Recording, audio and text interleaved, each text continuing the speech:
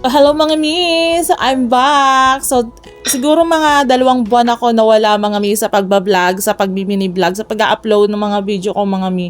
So, ewan ko ba, basta gusto ko lang talaga siyang ipahinga muna. So, eto na nga mga mi. Syempre, sa pagbabalik ko nga mga mi. So, syempre, nangangapa-ngapa ulit na naman ako. So, hindi ko alam kung paano ko siya uumpisahan na naman. Sa dami kasing mga nangyari mga mi. So, talagang, ewan ko kung saan ako uumpisa. So, yun na nga mga mi. Ito nga ang video ko nga itong mga mi is matagal na nga to. So, hindi ko nga alam. Iniisip ko kung i-upload ko pa ba. Kasi sayang din naman kasi wala akong may content mga mi. So, wala akong may upload. Sabi ko, sige, upload ko na nga to. So, nung nakaraan buwan pa kasi to mga mi. Siguro mga March to. Basta, nag-start ako ng February. Madalang na ako mag-upload ng mga video mga mi. Ewan ko sa sarili ko. Basta, ipinahinga ko talaga yung sarili ko. Tapos yun na nga, nung March nga mga mi. So, yun doon na kami nagkasakit. Ito, una si Josawa. Una nga pala nagkasakit yung anak ko, sunod si Josawa, tapos sunod ako.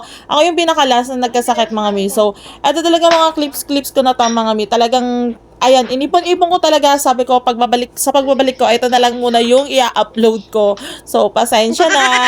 Kahit ngayon sa pag-a-affiliate ko mga mi, hindi rin talaga ako nakapag-focus. Talaga napabayaan ko na talaga yung pag-a-affiliate ko. So, yun nga. So, syempre, back to zero talaga ako. So, ayun, nangangapa pa talaga ako kung paano ako talaga mag-i-start. Kung saan. Kasi, syempre, 2 months eh. So, natayin ka talaga ako ng 2 months mga mi. So, hindi ko talaga alam kung paano siya uumpisahan ulit. Like kasi noon na talaga namang sunod-sunod yung pag-upload ko. Tapos talagang nakukuha ko na kung paano ko siya gagawin. So, pag ganito talagang umpisa, struggle talaga yan mga mi kung paano mo talaga siya makukuhang gawin. Marami na kasi nagtatanong sa akin mga mi na bakit hindi na daw ako nag-upload, hindi na daw ako nagmi-mini vlog. So, hindi ko alam kung paano ko sasagutin sila. So, hindi kasi pwedeng tinatamad, hindi ganun yun eh. So, para may pinagdadaanan ka kasing gusto mo lang talaga tahimik muna yung mundo mo, ganun.